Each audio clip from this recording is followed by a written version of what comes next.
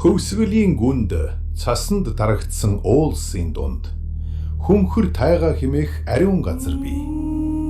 Тэнд гурван баатрын онголсон сүнс оршдог хэмээн нутгийнхан өгүүлдэг.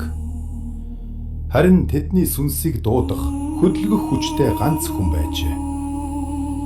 Тэр бол гомлой удган гэж алдаршсан цэвэг удган юм. Цэвэг удган дарахтын өндөр уулсын нарын модомд төрсөн. Түүнийг хүнхэр тайгийг тахиж чаддаг. Тэнгэрийн онгодыг хөдөлгөж мэдэх чадaltaй хэмээн хүндэлдэг байжээ. Нутгийнхан түүнийг гомлой удган хэмээн нэрлэдэг байсан нь хүний сүнстэй харилцаж хий юмсыг хууран мэхэлж чаддаг онцгой чадвартайг нь элдэгнэ. Хүнхэр тайгийг тахих өдөр гомлой удган онгодоо дуудах хүнд бэлтгэлээ базаажээ. Тахилрын гэрт томчууд л ордог, харин хүүхдүүдийг оруулдаггүй байв.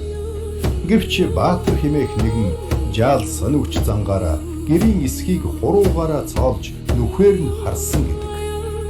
Гэнэт тэнгэр дуугарч хүнхэр тайгаас гурван баатар ирвч удганы гэрийг тойрон давхиж тэнгэрийн зүг бутсан гэдэг.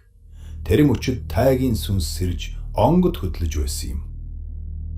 Нэгэн удаа дорж нэртэй өвгөн Жимби зайрангаас хулгай хийжээ. Тэр цагаас хойш түүний 3 хүүхэд дараалан өөд болж үлдсэн 2 хүү, 1 охин нь хүнд өвчнөд нэрвэгдсэн байна.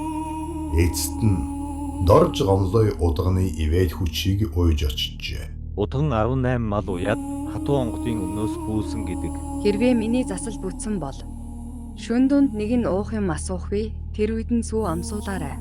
Ээжээ ус уумаар байна. Хөвн сүү уугаад өглөө гэхэд бүгд хөл дээрээ боссон байжээ.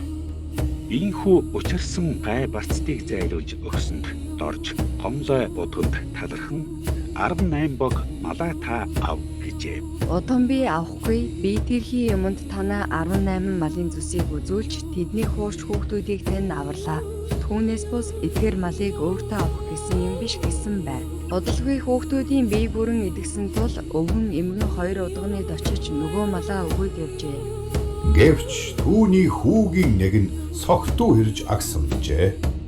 Чи манай малыг мэхэлж авлаа хэмээн хараасан тэр удганы хэлснээр ишиг ямаа 2-ыг орхиж яваад хожим гэр бүлээрээ үхэл өгчний зовлонг амссан байна. Нутгийнхан энэ бүхнийг гомлой удганы гисгээл гэж ярьдаг. Гомлой удган бол дархадын алдарт Дамдын зайрангийн эх, мөн ягаан удганы багш байжээ. Тэр хүчтэй онгодуудаа хүүдээ дамжуулж Дамдын зайран хожим хитгэн айлдал тэдгэрийг босгож өгсөн гэдэг. Гомлой удганы нэр өнөөдөрч хөвсвөлийн сархинд шивнэгдэж, тайгийн нууцлаг шөнө бүрт түүний хингэрэгний дуу сонсогддог.